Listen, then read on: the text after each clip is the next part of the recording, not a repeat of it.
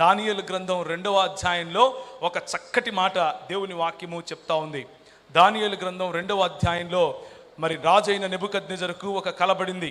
ఆ కలకు సమాధానం కావాలి అని ఆలోచిస్తున్నాడు. అక్కడ ఉన్నటువంటి జ్ఞానులను చంపేస్తానంటున్నాడు. హీ ఈజ్ రియలీ ఇరిటేటెడ్, చాలా ఇరిటేట్ అయిపోయాడు. ఇంత ధనం ఇస్తున్నాను మీకు, నాకు పడిన కల లేదు.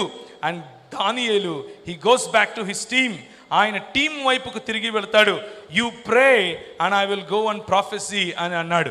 మీరు ప్రార్థించండి, నేను వెళ్ళి ఎదుర్కొంటాను. 31వ వచనం 2వ అధ్యాయం. రాజా తాము చూచుచుండగా బ్రహ్మాండమగు ఒక ప్రతిమ కనబడెను గదా. ఆ గొప్ప ప్రతిమ మహాప్రకాశమును భయంకరమునైన రూపమును గలదై తమరి ఎదుట నిలిచెను.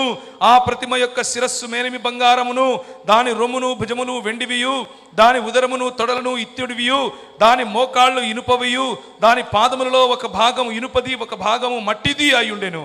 మరియు చేతి సహాయము లేక తీయబడిన ఒక రాయి ఇనుమును మట్టియు కలిసిన ఆ ప్రతిమ యొక్క పాదముల మీద పడి దాని పాదములను తుత్తునీయులుగా విరగొట్టినట్లు తమకు కనబడెను.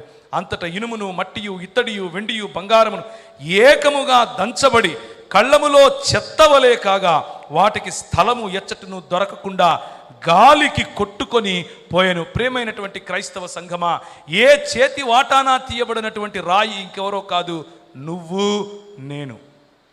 యేసు ప్రభువు యొక్క రాజ్యమును గురించి మాట్లాడుతున్నారు. యేసు ప్రభువు స్థాపించే రాజ్యము విమతములు ఉన్నటువంటి ఇలాంటి విభజించి పాలించేటటువంటి ఇలాంటి సంస్కృతులను చిన్నాభిన్నం చేస్తుంది. మీరు మా దేశాన్ని నాశనం చేశారు, మా సంస్కృతిని నాశనం చేశారు. అవును, మేము ఆ సంస్కృతిని నాశనం చేశాం. చిన్నపిల్లలను చంపే సంస్కృతిని నాశనం చేశాం, అందుకే బ్రతికున్నాం.